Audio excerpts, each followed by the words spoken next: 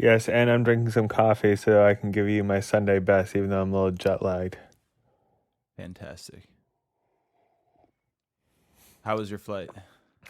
Let me put it this way: at like the equivalent of 5 a.m., whatever time, the time I was accustomed to.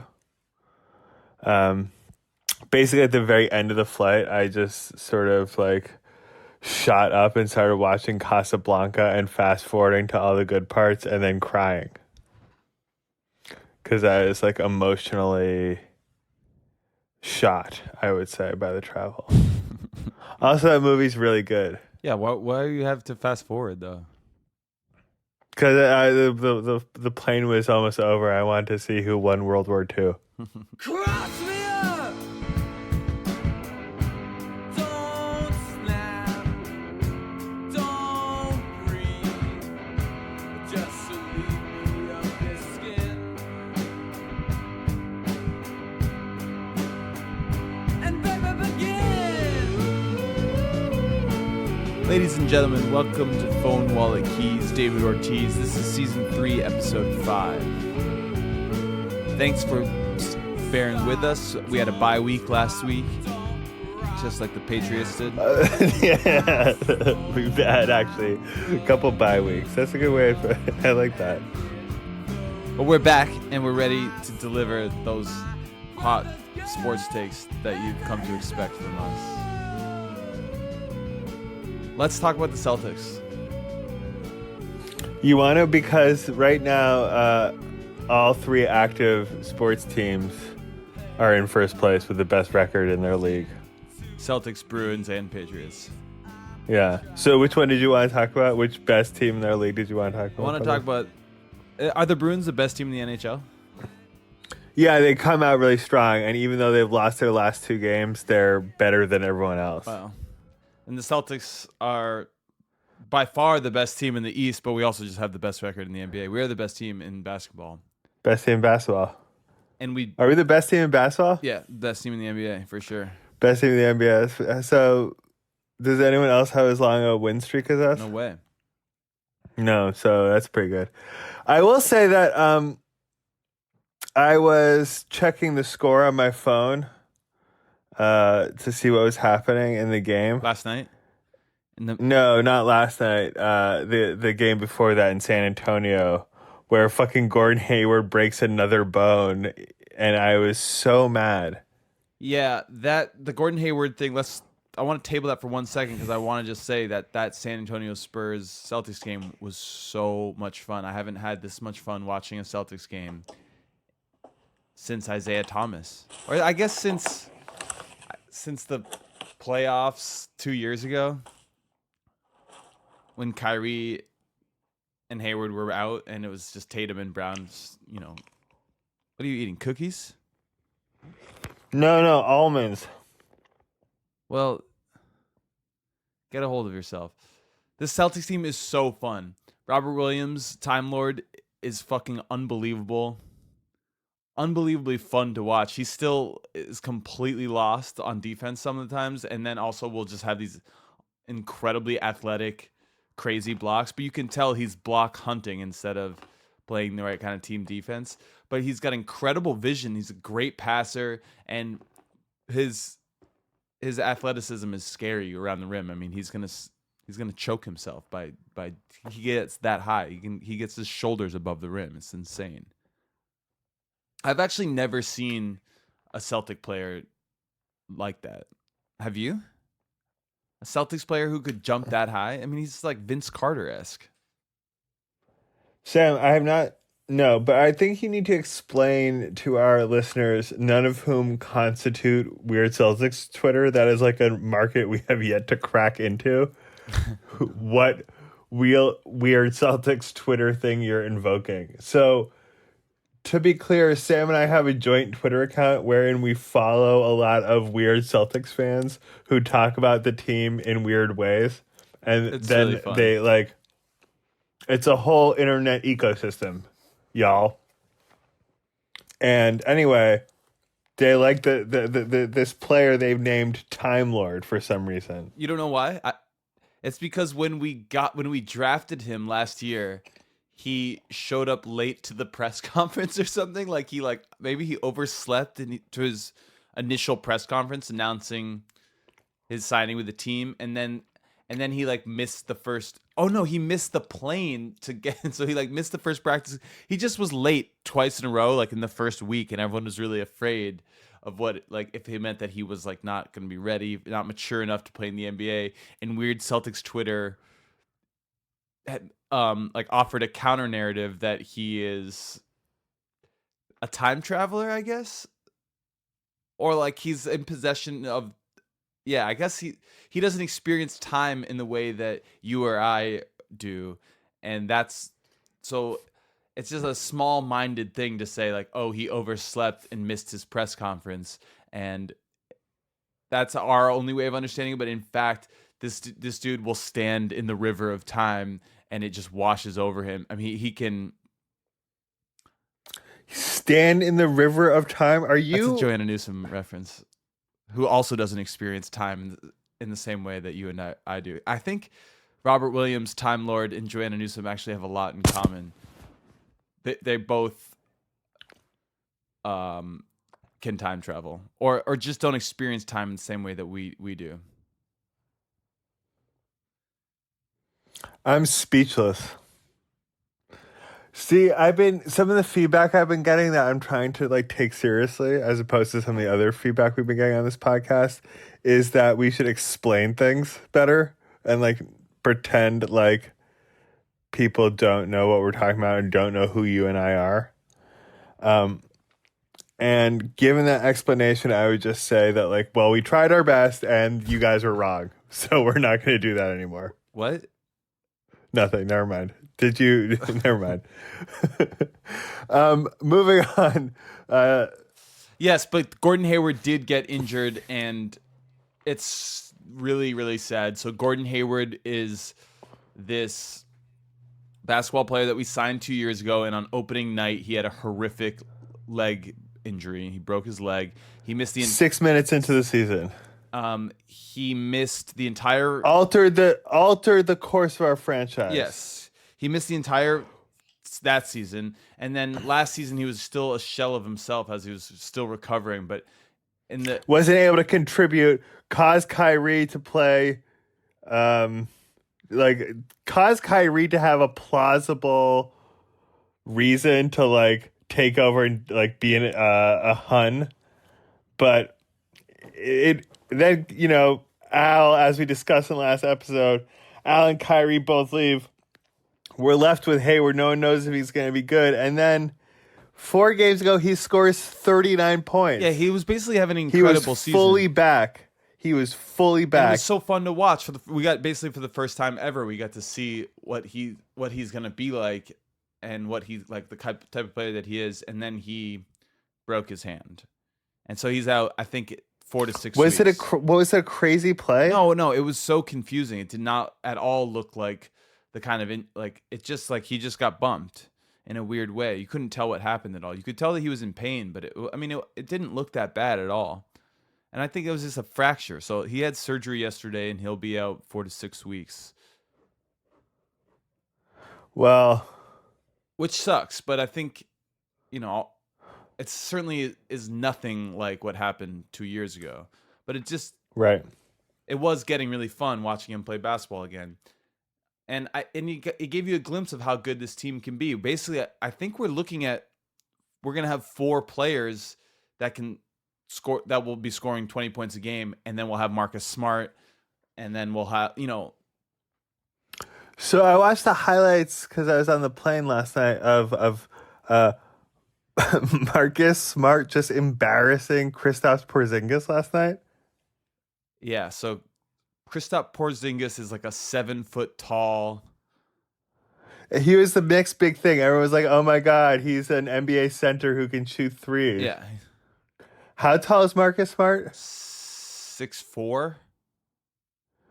Yeah, it was really a joy to watch him shut down a white man who is accused of sexual assault, who is 8 inches taller than him, and just deny him the lane. Yeah, I mean, he did the same thing to Kevin Love. he's guarding centers. He's guarding the opposing centers. So the big knock on the Celtics team, the big question mark was we don't have a center. We don't have a big who can shut down the other bigs in the league. But what we do have is this truly unique, spectacular player named Marcus Smart, who I love and trust. And he guards the other team's centers. Or, I mean, he was guarding Luka Doncic last night, too, in addition to Porzingis. He's just like, all right, fearless. explain the love and trust thing. Because it's not Raekwon. It's not the beginning of only built for Cuban links when he says, like, I ain't trying to sit on 16 a brick. And then he says, as long as the love and trust is there, and then, you're going to come at me like that? God, you know my style, God. I'm just saying, God. Remember that in the beginning of, will you edit that in the beginning of Only Built for Cuban Links? And then also Brad Stevens saying, I love and trust Marcus Smart.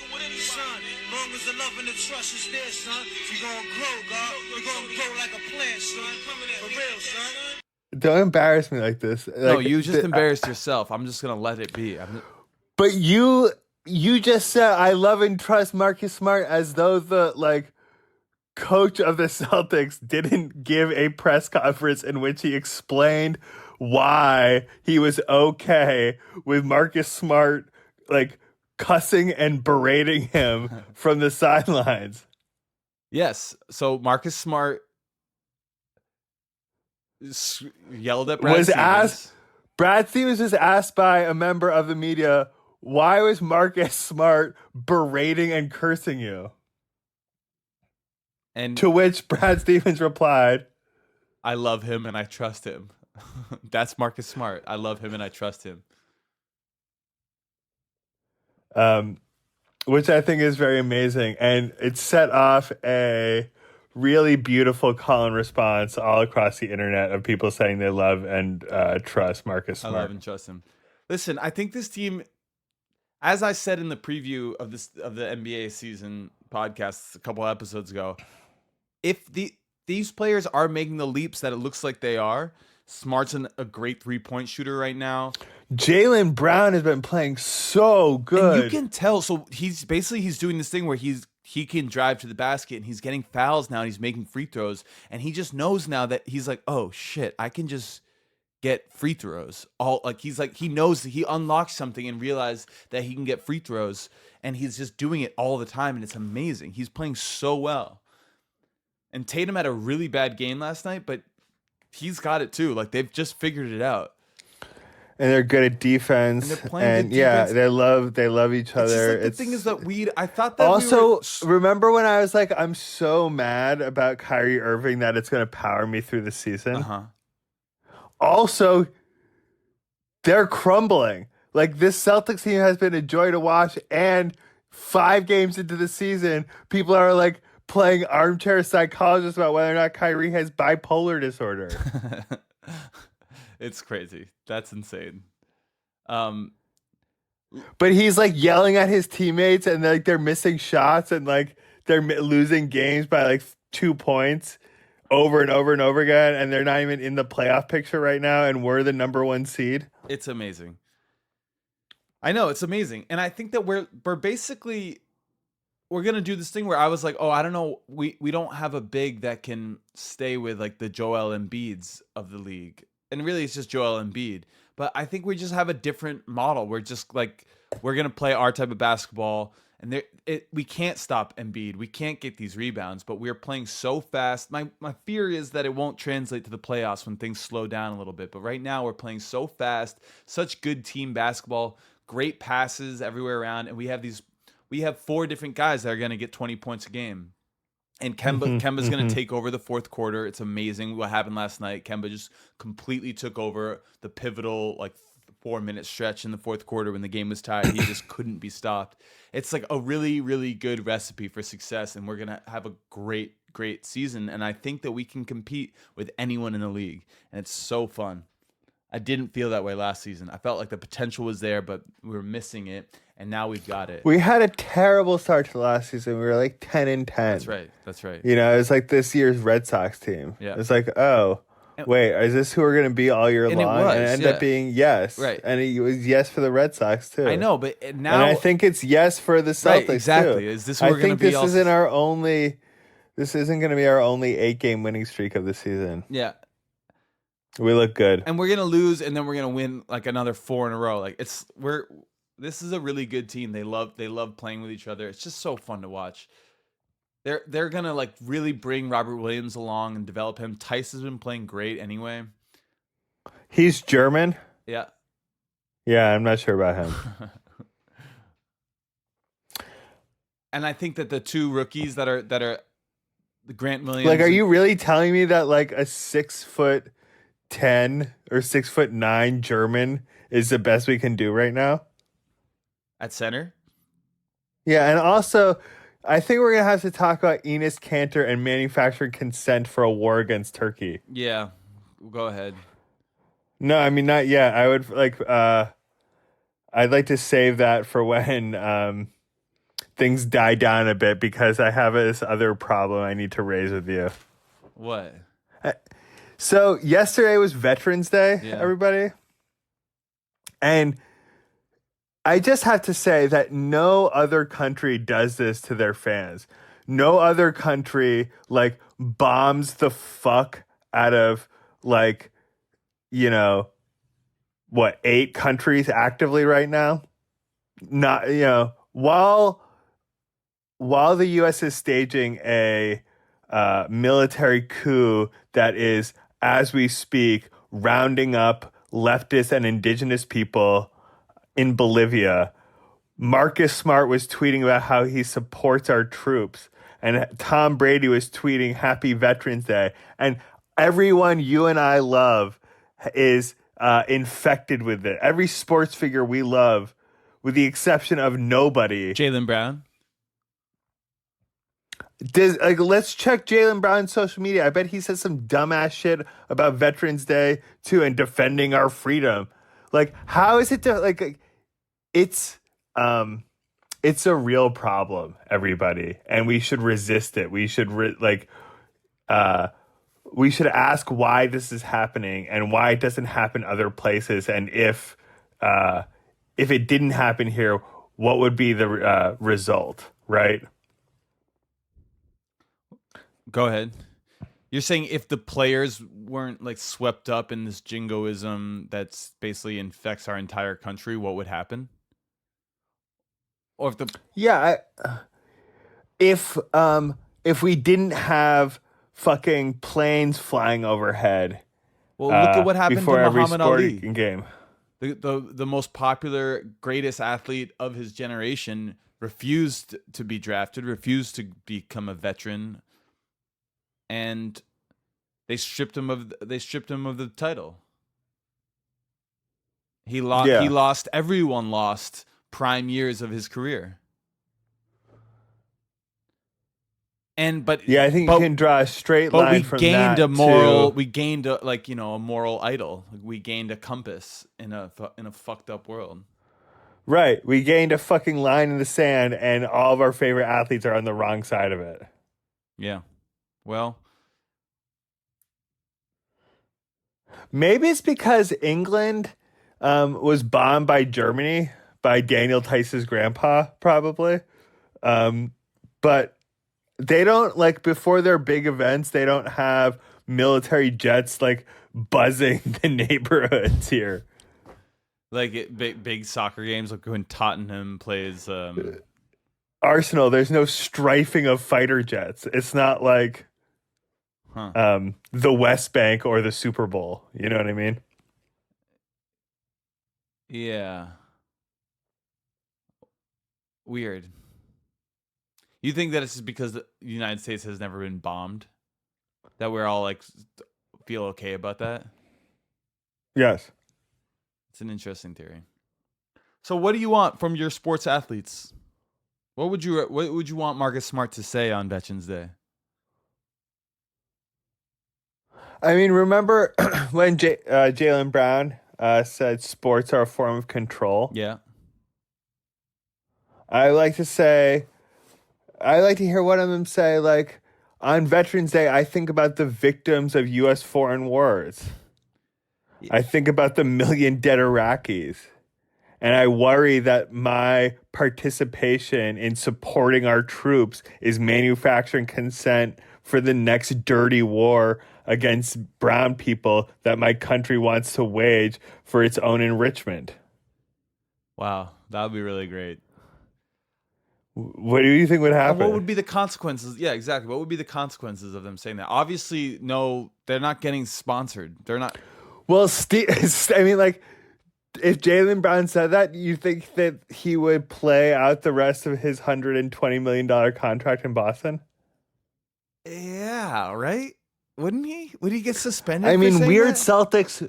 Celtics Twitter seems to be a very leftist crowd, left-leaning crowd, right? Yeah, unlike like Patriots Twitter. I think that's Yeah, no, misogynist Patriots Twitter would not like Jaylen Brown.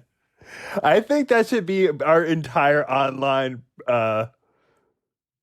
presence, Sam. I just think we need to be a repository for the monitoring and documenting of misogynist Patriots I know Twitter. it's hard though. I followed some some accounts, some big accounts in misogynist Patriots Twitter, so that we could do that. But then it ends up just being like I'm always speechless. They're like, so fucked up. I don't want They're I so don't want to fucked up. engage with this.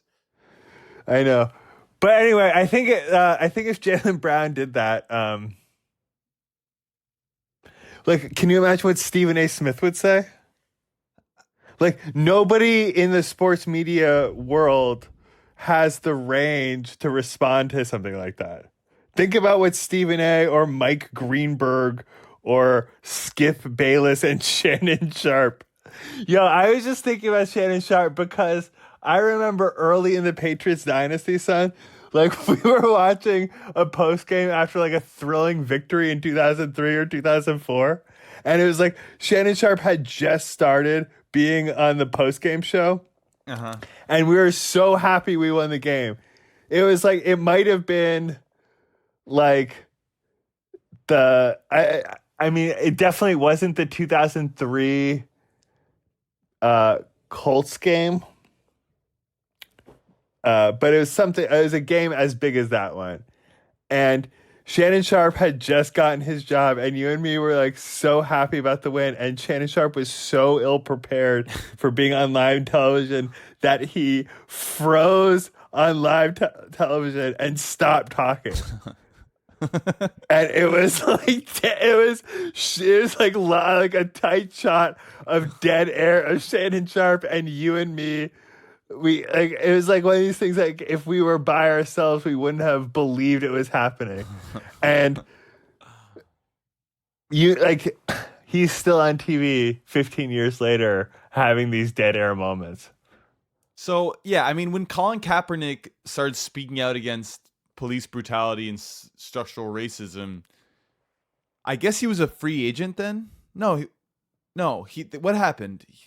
Did he finish that? What happened with Colin Kaepernick? Did he finish his career? Did he finish the season with San Francisco, or he was hurt? What was going on? I forget now. Yeah, then he opted out, and then no one would sign him. He opted out? Yeah. Like with Jaylen Brown, I mean, what would they do? You think he'd get suspended for saying that? I know that Kyrie was about to say some shit about Thanksgiving and him being a Standing Rock Sioux tribes member during the immediate fallout of the pipeline protests when he was a Celtic on Thanksgiving his first year. And he's like, Thanksgiving is some bullshit. And people are like, what do you mean? And then he's like, oh, never mind. I just was talking about, sorry. That's what he said. He was basically like, but the implication was clear. Like, he's like, sorry, I'm not going there with y'all. Like, I'm not gonna explain this to you and get fined and get in trouble and get nowhere. Right. Yeah. So I mean, Kyrie is like, I don't think you guys have the range. Right. And he's probably right. Yeah, I think that's true. I think but that is something to aspire to. Maybe we can try and reach out to Jaylen Brown or others. And I think reach out to Noam Chomsky and be like, yo, we have the potential for some real connections to be drawn right here between your institution and the Boston Celtics, because there's some young minds. Yeah, I mean, it is fascinating, even as the Noam Chomsky isn't going to be around that much longer, so we need another like anti-Zionist, anti-imperialist force, and it would be really amazing Who's if Jaylen Brown if took the Noam torch. passed the torch to. Yeah, that's what I'm saying. I mean, yeah. I think So how can we make that happen? as a thought experiment to just imagine if these enormously popular cultural figures, rather than echoing the same cliches about supporting our troops, if they instead challenged U.S. hegemony or publicly criticized U.S. imperialism, what would happen if they did that? anyway, as hard as it is to imagine an all-star or an MVP or a big time player taking those kinds of stands, it isn't that far. We aren't that far removed from Muhammad Ali doing that at the height of his career, at the height of his popularity. There are examples out there, and I think part of the reason why it's harder to see now is because the sports media climate is so harsh, Bad. right wing, and also nonstop that it's the consequences would be kind of enormous. And not that the consequences were enormous for Muhammad Ali. Did he go to jail? Yeah. So I don't know. I would say that we should probably leave this right here. But hey, brother, yesterday I noticed you tweeted Bernie Sanders' essay. Yeah, what do you think about that? Did you read it? Yeah, I read it. Did you read it? Yeah. Well, I noticed you tweeted it out. Why did you do that? Had you read it before you tweeted it out? Yeah. So you read the essay, and then you tweeted it out. That's right. Okay. What did you like about it? Well, I liked that he tied the cause for Palestinian freedom to the cause of fighting anti-Semitism. Not only did he distinguish between criticisms of Israel and anti-Semitism, which that in and of itself is something that is, as you well know, conflated by almost everyone across the board, but he actually went one step further and said, like, the things that need to be conflated here are the struggles against anti-Semitism and the struggles for Palestinian liberation. I thought it was a pretty bad essay, and I was really distressed that you and so many other people immediately, like, I'm surprised you actually read it, because there is some like really troubling parts. Like what? Let's enumerate them, shall we? Yeah. The part where he moved to a kibbutz near Haifa, quote, near Haifa in 1963. Did you not know that about him? That's immoral. That's like what we on the left need to be very clear about this. And so clear that I'm going to clear my fucking throat.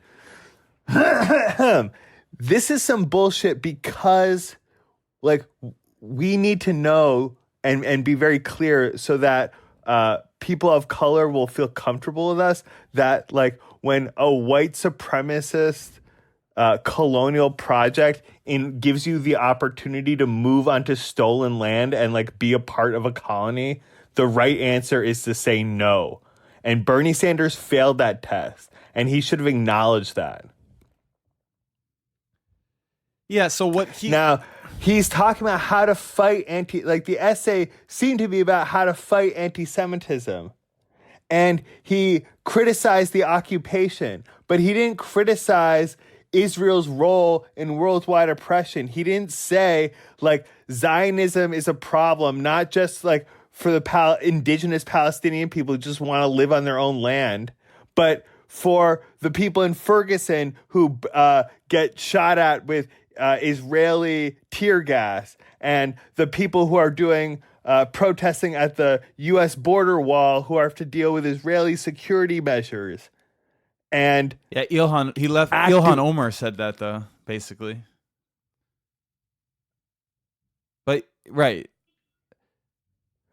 But Bernie, moreover, I just think that like what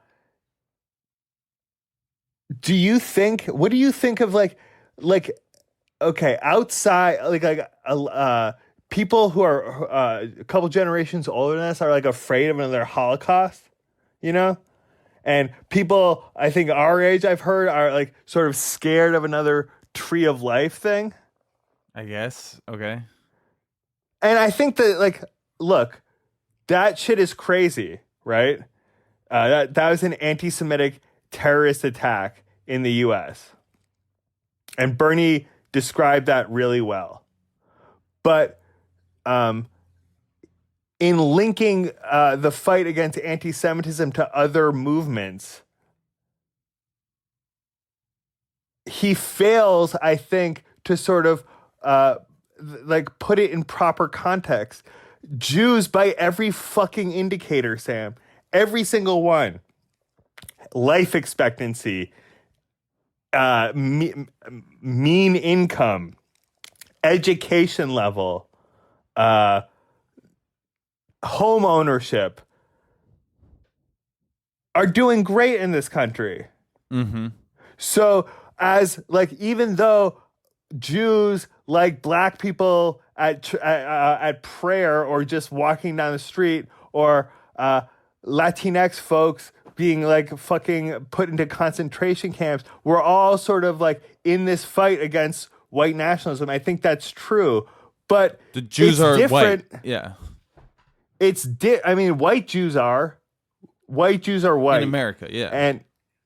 And like, if you get if a white dude gets pulled over by a cop, he's likely to get a ticket and maybe a compliment on how nice his fucking car is, right? Like, we don't have the same. It's not helpful to sort of just like talk in these abstract left-wing talking points about how our struggles are all linked and how Israel isn't like a inherently evil colonial project. It's helpful to be like, there is class and racial components to like our stakes in the fight against white nationalism, and we all have like different roles to play. Like, I think once, if we as Jews are able to, I think it's wrong for white Jews to be at the forefront of this fight. You know what I mean? Like, I think we're too white. The forefront We're not, of what like, fight? Bernie Sanders is running for president. What do you mean?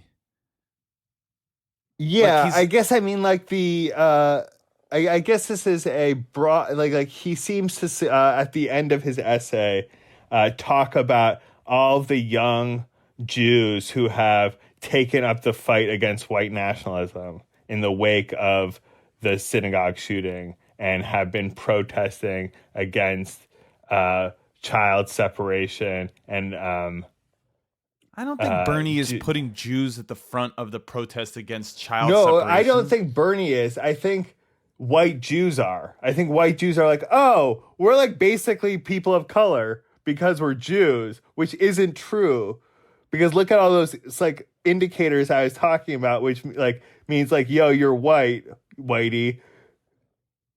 And I think that this essay didn't do enough to sort of talk about anti-Semitism from a material structural standpoint.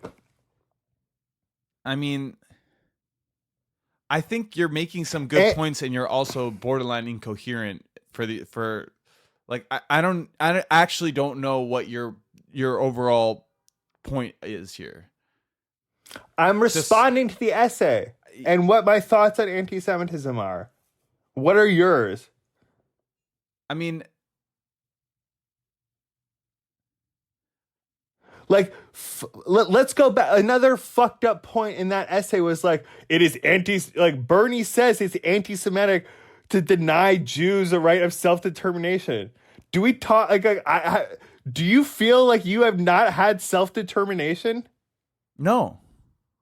Yeah, I feel like you have had complete self-determination. Yes, of You've course. made so many terrible decisions, from buying this car to like going to expensive college when all you're going to be is a musician and bartender. Like, you've had a lot of self-determination, a lot of mistakes you've been able to freely make. You know, like, black people don't have self-determination in this country. Yeah, but I don't. Like, Again, remember when you had right? So I don't. Okay. What are like? Who is saying that the Jews have it as bad as the black people in this country? Who is even remotely suggesting that? No, I think here I'm saying You're fighting that, straw men. Fuck you! I'm not fighting straw man. I'm responding to Bernie's assertion that it's anti-Semitic to say that Jews to question the legitimacy of Israel is akin to saying Jews somehow don't deserve self-determination like everybody else. But everybody else doesn't have self-determination. It's not like Bernie goes to fucking reservations and says indigenous folks should have self-determination. He doesn't go. That's a good point. We don't talk about black people as deserve. But you and I both know that as Jews, we have enjoyed through class privilege self-determination in a like liberal democracy that protects the rights of the minority in a majority rule system. America is a better place for Jews than Israel, for sure. Right. But Bernie didn't say that. Yes, of course he Instead he says self-determination is for Jews is an important justification for settler colonialism. And that's not a left-wing position. True. That's fucked up. True. I mean, it's still so. I mean, there's not a better presidential No, he's better than Elizabeth Warren on Palestine. He's better than Julian Castro. I mean, fucking who can like afford Elizabeth to be Warren like won't even fucking say that she wants to abolish ICE. Yeah, that was crazy. That was fucking insane.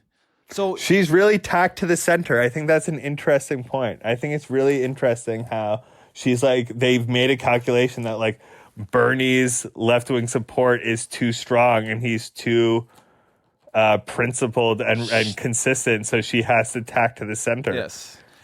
And she's just getting the Hillary support from last time because she wasn't going to wrestle the Bernie support away from him.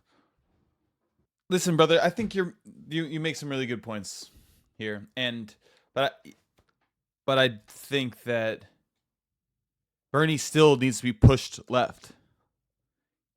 And that's that's built into this whole project is that there is a movement behind him, and as that movement continues to tack left, he will too. And I think that you see it.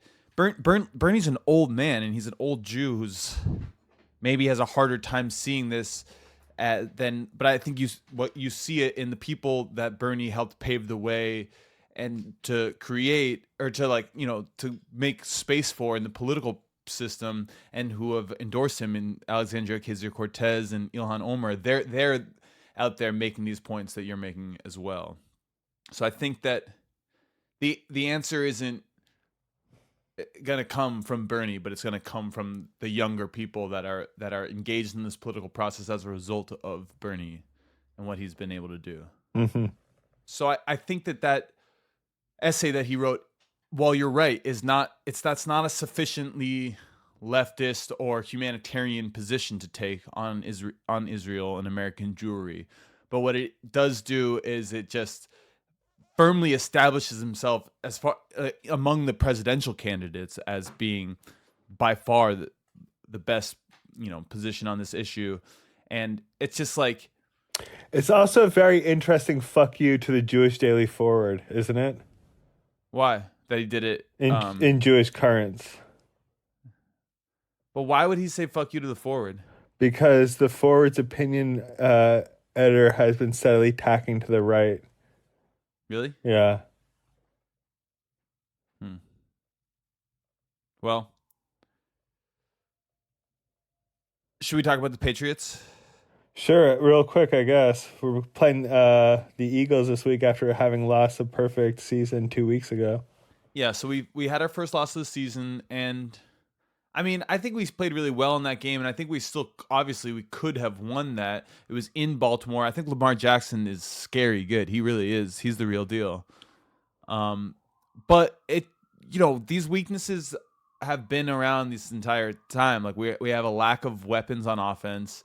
Our offensive line is kind of shit, and our defense has been beating up on really bad quarterbacks. And when we face a dynamic But also, threat, every once in a while, our defense gives up big runs. sure, yeah. And that happened again. That happened again against Baltimore. I did get really hyped watching Dante Hightower when after some missed assignments screaming at people on our sideline. Oh yeah, he did. I mean, he's the spiritual center of that. And then we defense. started to play much better, and we were going to win the game. We were gonna win that game. Julian Edelman fumble, like, I think. I mean, we played like shit. It wasn't just one play, but it did seem like we were gonna win that game for a little bit. I think we can beat them if we play them again. But I would be happy to not. Yes, that's my feeling exactly too. I definitely think we can beat them again. Where are you at on the Gronk meter? I don't want him to come back. Because you love him and you think football destroys people? We'll or kill what? him, yes. One more ride into sunset, though? One more championship? I think it's fucked We up. kind of need him, dude. People keep on, like... Do you remember how he, like, was, like, nearly crippled all the time? What if he got, like... How many concussions do you want this man to have? No, I don't want him to have We any won in concussions. 2016 without him. That's true. Okay, we need to pause here for a second because this is a serious advanced podcast maneuver. What happened next in the conversation was my brother's phone died and he did not have a charger. Let that sink in, and I'm going to give no additional comment on that. And so then we picked up the conversation a few days later. So I'm going to patch that in now. The first part of that conversation that you heard was from 3 or 4 days ago. And now we're going to pick it back up on Monday morning after the Patriots game. If that seems disjointed or hard to follow, then have at it, Twitter troll. We give you plenty of ammunition to keep going, and so you're welcome. Max? What? What? What? What? Are you asking if I agree with your framing and premise? Yeah. Well, the answer is no. Do you want to try an alternative framing, an alternative premise? Yeah. Look, everything we said about the Celtics is still relevant. Everything we said about Bernie Sanders is still relevant. Have you been watching the impeachment? A little bit. Yeah, that was insane, actually. I've been so cynical and sinister about this whole thing, but I was moved and actually for the first time I was like believed that he's going to be impeached by the House after what's his name like read that tweet live, and she was so compelling and moving, and she was just like, I don't know what his intentions are, but I know the effect is that I feel very intimidated. And they're just like how could that be? How could there be any ambiguity about that being a crime of witness intimidation? So I think the House is going to impeach him. Do you? Did you watch it, brother? I tuned in for time. I was like listening to it on the radio too. Do you get a sense that people are watching? Apparently, like more, like many millions of people are watching, more than watch football. Oh, we need to talk about this Kaepernick tryout thing, and Jay-Z, who you and I both love to find reasons to hate. Jay-Z has come out hard against Kaepernick. Fuck Jay-Z. What is the deal? He's on the payroll of the NFL to just talk shit about the radical black activist in the NFL? I think to be a token. So weird. Because he's a billionaire or something? Is he a billionaire? A wannabe billionaire?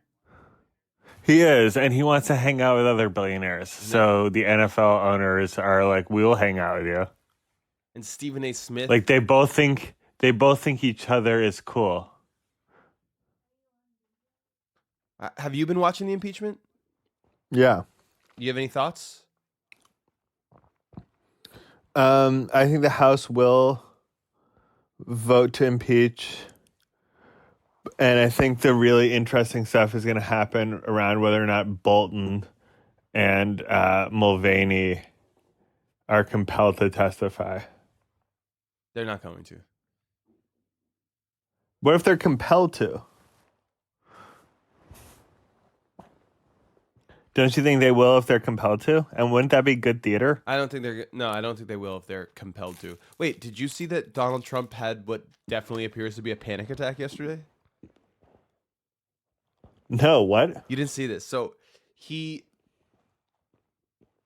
according to the Trump administration, he like had a routine checkup at 10 a.m. at the hospital, but no one at the hospital had any. They didn't know that it was happening, and they released a video of him on his way to his routine checkup, and it was like he was like running. There's like so much commotion. Everyone's like Secret Service people sprinting everywhere, and then you see like Trump for a brief second, kind of like being hustled out of there with his shirt unbuttoned and his tie gone, and he's like sweating, and they like get him into the car. So there was like rumbling at. Are you serious? Yes, dead serious. And at first, people were like, "Oh, he's having a heart attack," but it's definitely he was only in the hospital for like 2 or 3 hours, so it wasn't a heart attack. It was definitely a panic attack.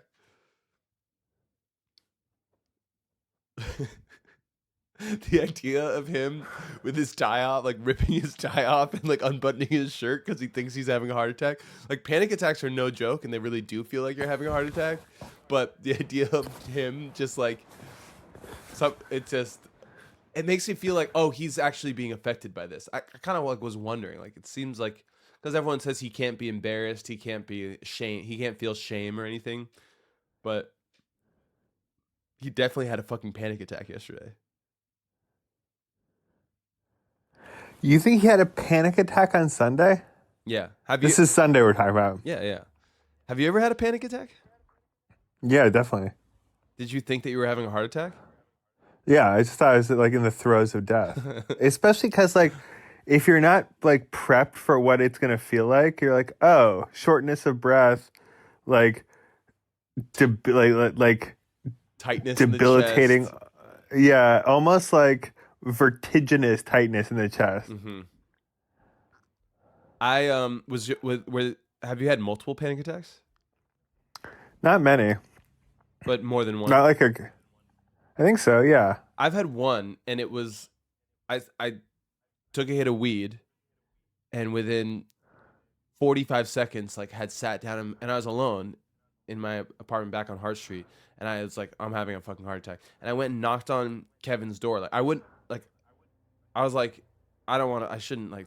And I went and knocked on Kevin's door, and I was like, can you take me to the hospital? I'm having a heart attack. And he was like, have you smoked weed? And I was like, yeah, I just smoked weed. But I'm having a heart attack. It's different than that. And he was like, I think it's probably a panic attack.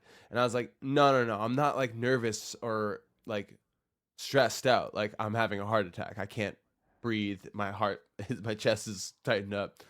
My arms are tingling. And he was like, you're definitely not having a heart attack. I promise you.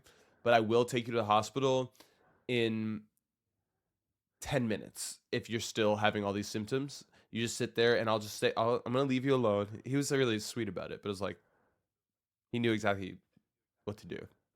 I was like, fine, I'll just go in my room and die then. And I guess don't feel too bad if I die and you didn't take me to the hospital, but feel a little bit bad because I'm asking you to take me to the hospital right now. Trump, I think, was probably way more intense than that. I can picture him just, oh my gosh.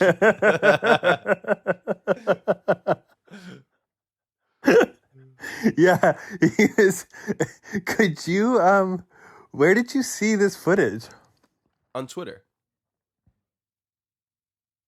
Well, during the game, Jeremy was like, I was watching with Jeremy Buttman. He was like, I think he's like, "Do you see that Trump like maybe had a heart attack today?" And I was like, "What the fuck are you talking about?" And then I started like, I did like Trump heart attack on Twitter, and there's a lot of people like being like, "Oh, Trump is not rushed to the hospital, blah blah blah." But he's only there for like 2 or 3 hours. So it's just like, oh, there's just no way. And then it's like Trump panic attack, and then it's like, then Twitter is like got really fun. And you could see the video of him with his fucking like in a full panic, like being ushered into a like SUV at like Walter Reed. He went to Walter Reed and like there's just saying like no, like we had a physical at 10 a.m. on Sunday at Walter Reed. Just like no one goes to their fucking physical at 10 a.m. on Sunday at Walter Reed with their fucking tie off and their shirt unbuttoned. Like it's Secret Service like frantically running in all directions.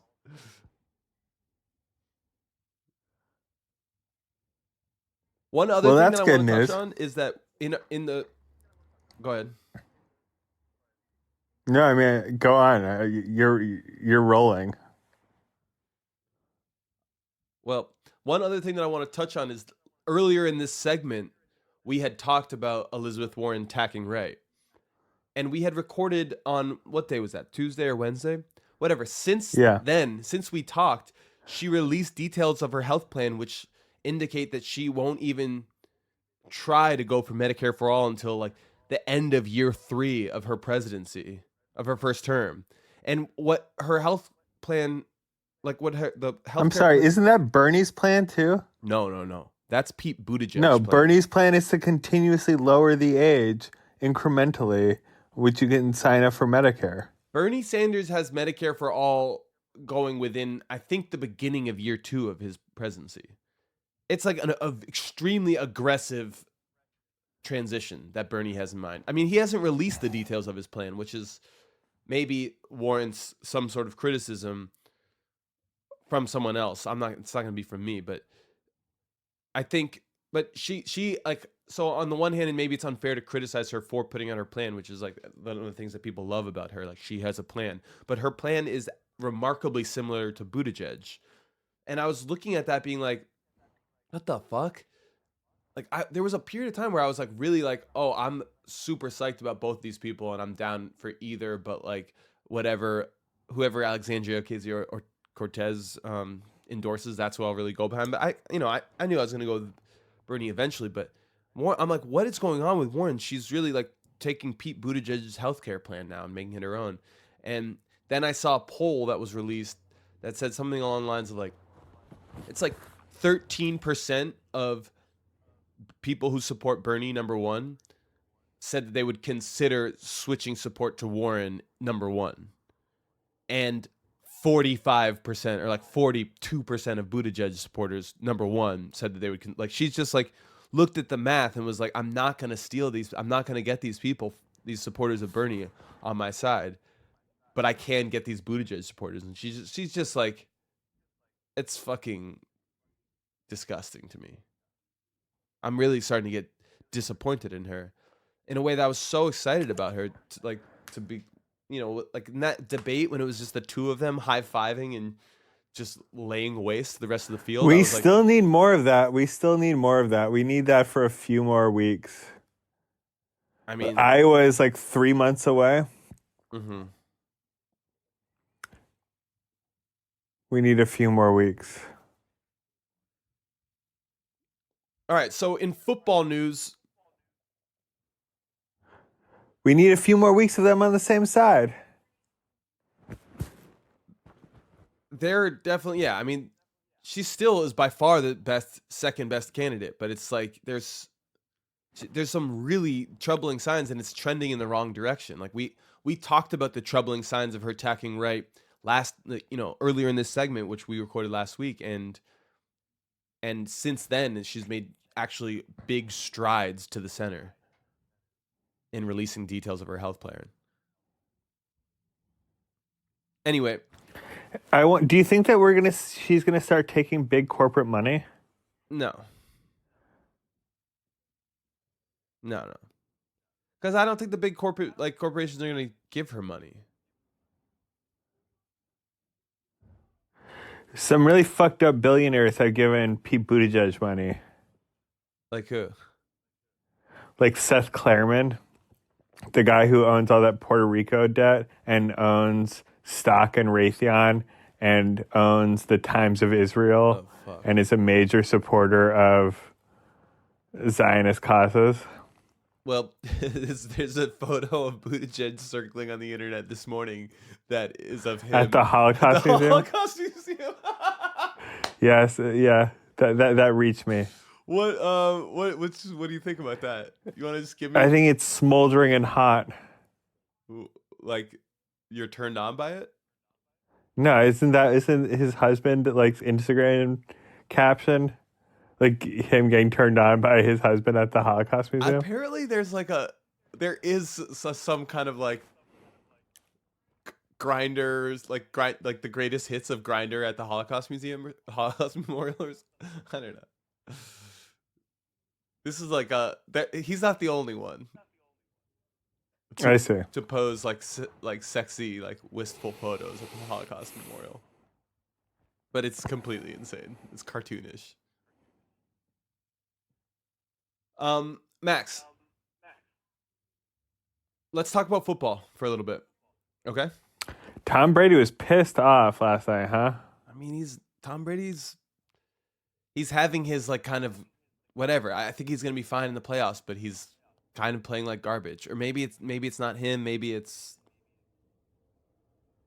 the offensive line or the lack of weapons. I don't know. It's like the offense just looks I think so the stale. offensive line sucks, but look, as of next week, we get our left tackle back, Isaiah Wynn. Yeah.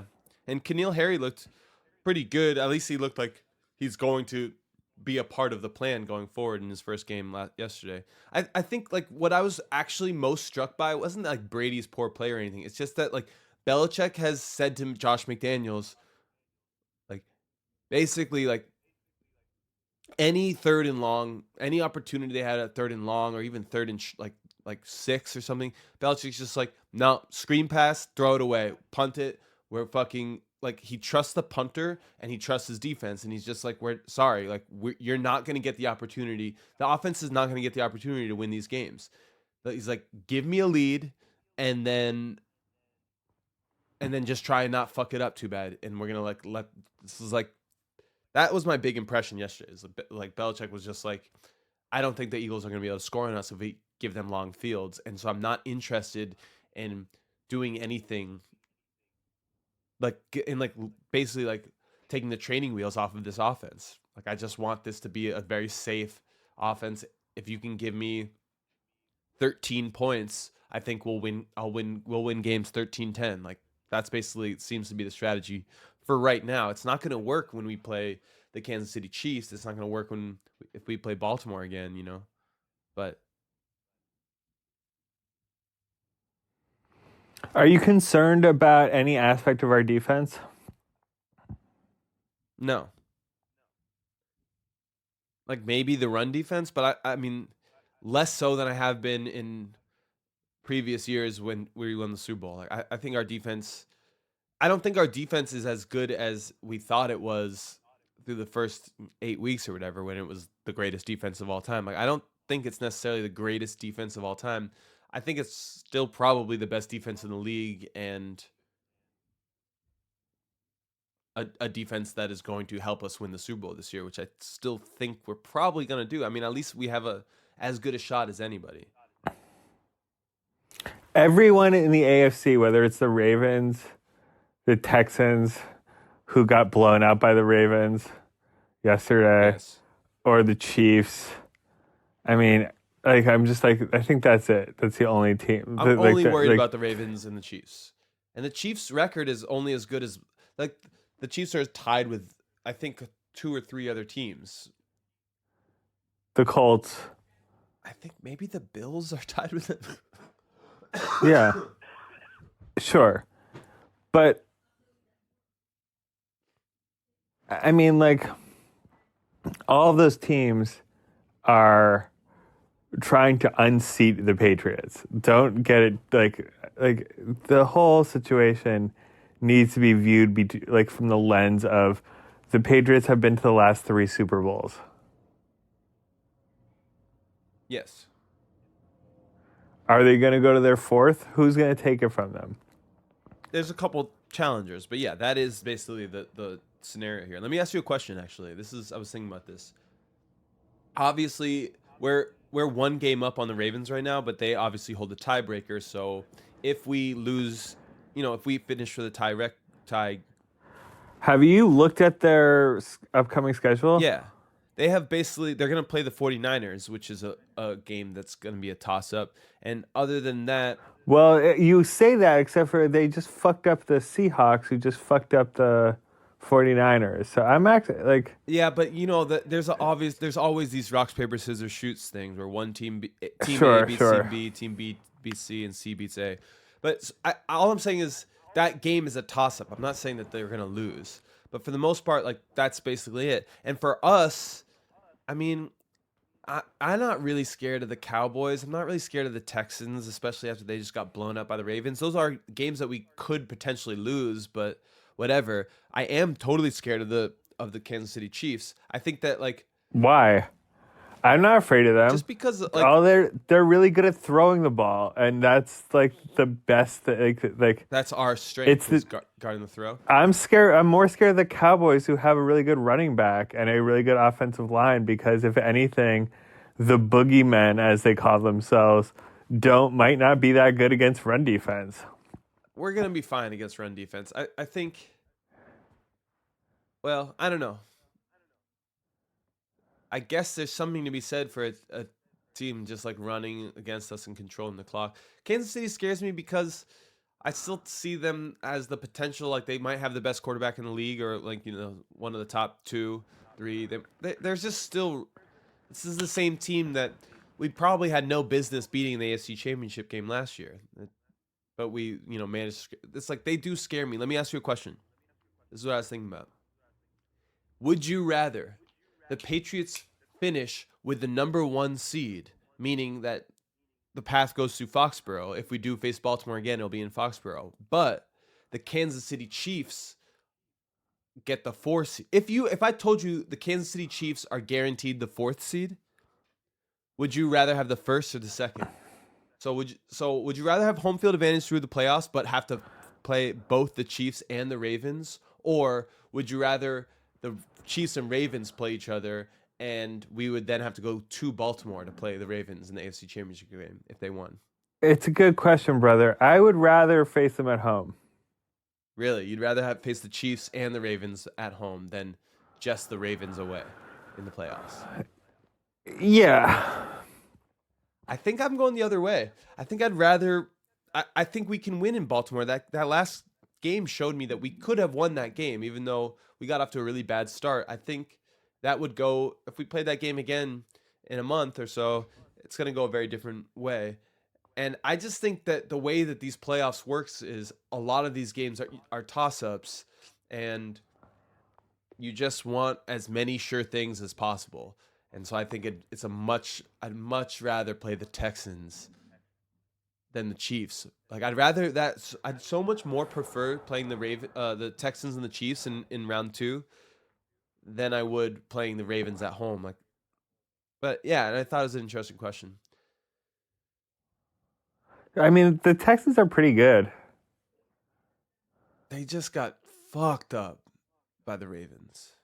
Yeah, it was troubling. And we always fucked the Texans up in the playoffs too. Do you think the Bills might be... I mean, like, the 49ers and the Bills, they have up on their schedule, the Ravens, Uh-huh. those are good defenses. Yeah. But they're not better than the Patriots defense. The 49ers are might be as good, but it just Lamar Jackson's so good. He's really fucking good. They ran for 300 yards against the Texans. That's crazy. Who also, If you run for 300 yards, you automatically win. Yeah. Did you see that Rob Gronkowski is making a big announcement tomorrow? No. By the I mean, time- I saw that he's saying that, but it's not he's coming back. How do you know? Because he's not interested in coming back. He's interested in like making a lot of money. And not like crippling himself. Yeah, but how much would that build his brand if he came back and won one more Super Bowl, did one more run? I don't know. How much do you think? Sure wouldn't hurt. I think it's if he was gonna come back to the Patriots, it wouldn't be by him being like, tune into my Instagram on Tuesday. I'm gonna make a big announcement, which is I think what he's done. That's definitely he's gonna like announce a new CBD product or like a shoe line or something. And he's clearly toying with everyone because the deadline is, I think it's November 30th is the deadline for him to make. Correct. So yeah, he is toying with everyone, and I've decided not to participate. Fine. I encourage you to do the same. Fine. All right. Well, before we end, But this, go ahead. So we're playing the Cowboys next week, Yes. and like I would like to finish this season 15-1 and win the championship. Yeah. 14-2, I think gets us there too. Gets us the number 1 seed. I think the Ravens will probably lose one more time. They have 3 tough games. Their next 3 games are tough. The Patriots? Then The no. Ravens. Yeah. The Rams are not tough. Anyway. So they're playing the Rams in California, Yes. the 49ers, Yes. and the Buffalo Bills in Buffalo. Okay, so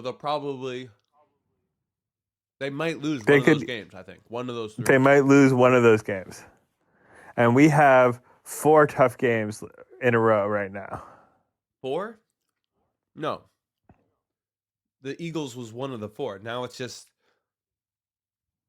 what is it? It's Dallas, Houston, Kansas City. and then it's just AFC East teams. Is that right? Yeah, you're right.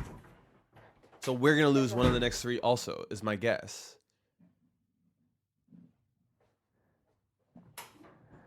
I think we could lose one of the next 3. But I don't think it's coming against the Cowboys at home. I think we're going to win this Sunday. Same. But I am nervous that Ezekiel Elliott could have a really good running day against us. I'm sure he will. Yeah. But I doubt it. I mean, like, we'll be fine. Yeah. So I want to talk about Colin Kaepernick. Let's close this podcast off by talking about Colin Kaepernick and his implications on the NFL and why we probably shouldn't fucking watch the NFL still. Yes. Oh, fuck. But I also wanted to talk about what's his name from the Browns hitting the Trump supporter Steelers quarterback, too.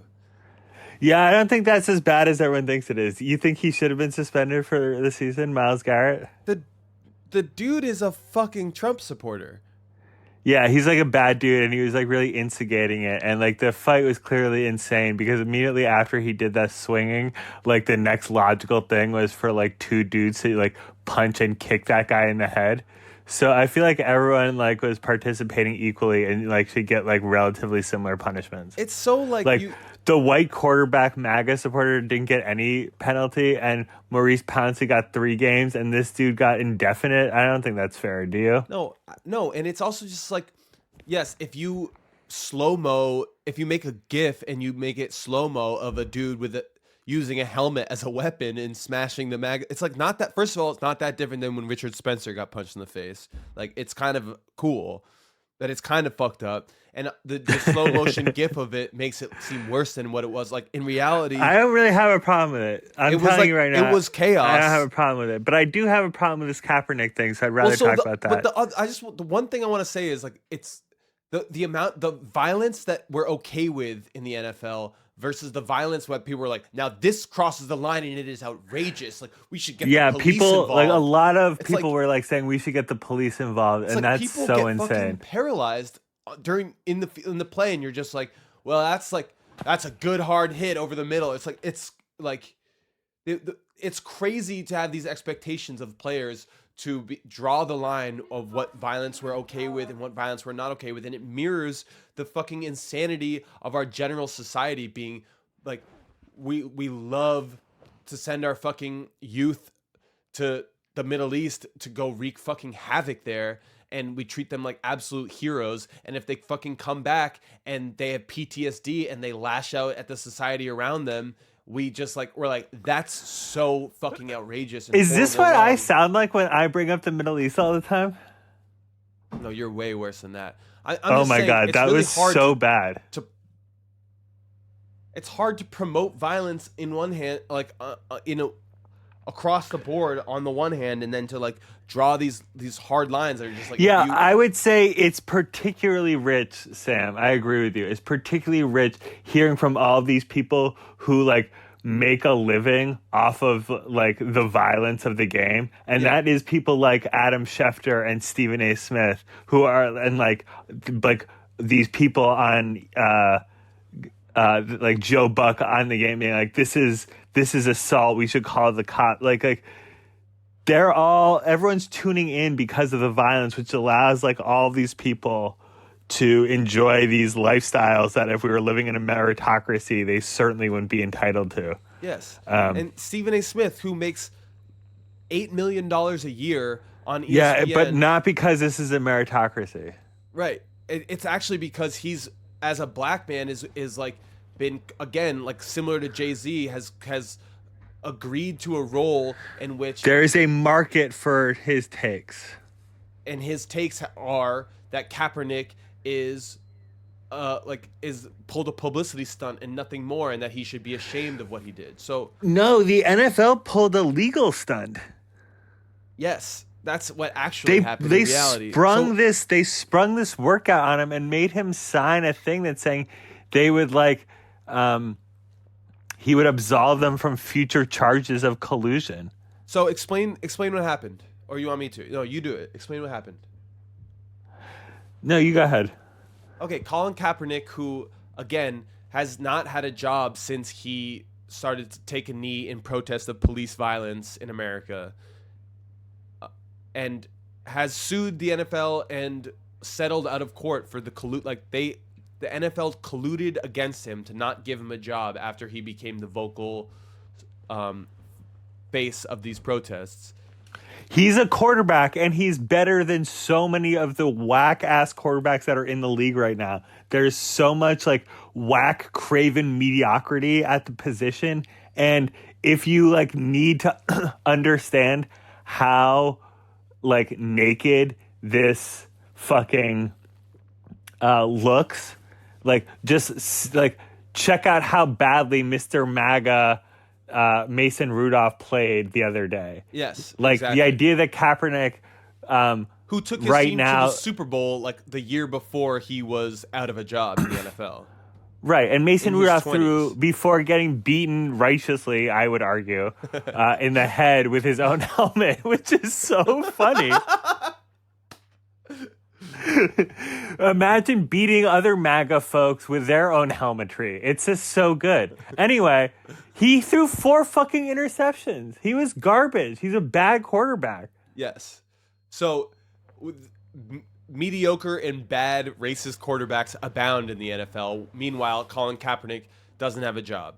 And so the NFL sprung this basically like, they're like, we're going to give you a workout. We're going to invite some teams there. And with it basically no time to prepare is my understanding, right? Yeah, not much notice. And also, like, not much notice. And also, they were, like, forcing him to sign crazy things. But then didn't he pull an audible and do the tryout in a different venue than what the NFL wanted? Yeah, he wouldn't agree to their thing. He did it elsewhere.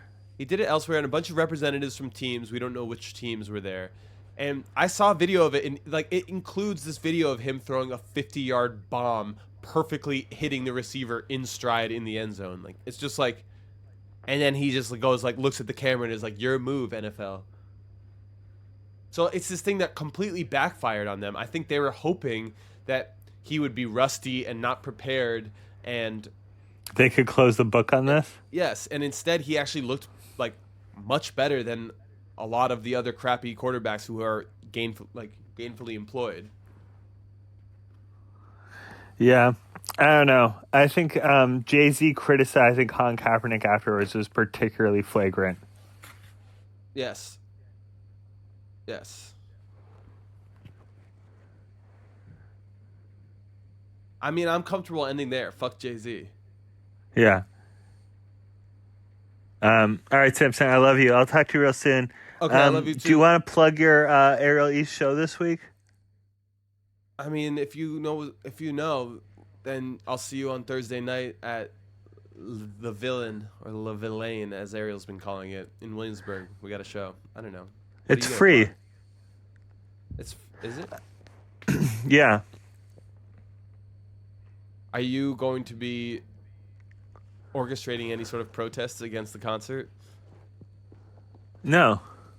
But that's only because Ariel, who is my ally against you, is headlining. Have you protested any concerts besides the Fish concert protest that you organized in like 2000? Oh, yeah, definitely. What else? Definitely.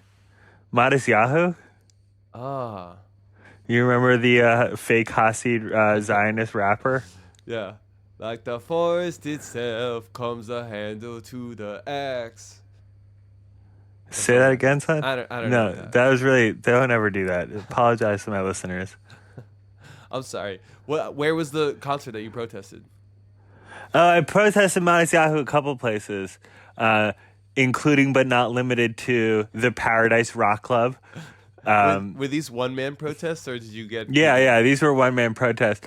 I also was protesting him at the Orpheum, and then someone gave me a free ticket, which gave me the exquisite pleasure of protesting outside, walking inside, pulling out my flag, getting immediately thrown out, being like, I didn't want to stay anyway. And they're like, yeah, you were protesting outside. What are you even doing here? And I was like, I told the security guard that I didn't know, but someone gave me a free ticket, so I decided to make sure I was correct, and I was.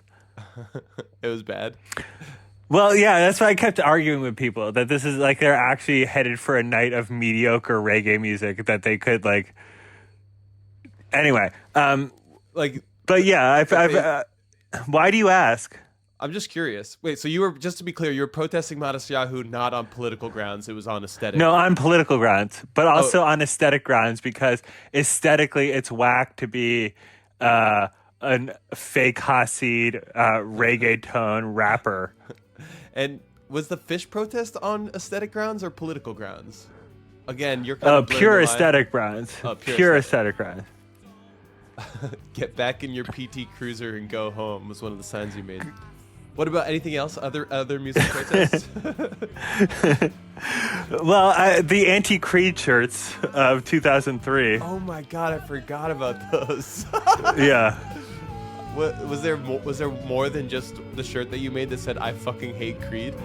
Yeah. There is the ones I saw in the Pearl Jam concert ones. That's the ones that say, "I know I was born. I know I will die. I know Creed fucking sucks." Wow. Amazing. Yeah, I remember being told by a police officer that I was not allowed to sell that because Hershey Park is a family atmosphere, a claim which was immediately undermined by the cocaine scene in the bathroom of the Pearl Jam. Anyway, I love you very much, brother. I love you too. So we're gonna watch a bunch of sports this week, and we're gonna try and do another episode within a week. Thanks for bearing with us. Thank you, Twitter troll, for staying sharp on our ass, making sure we're doing this for you, making sure we're still tight. Brother, I love you. Talk to you soon, all right? Love you too. Bye, Sam. Bye.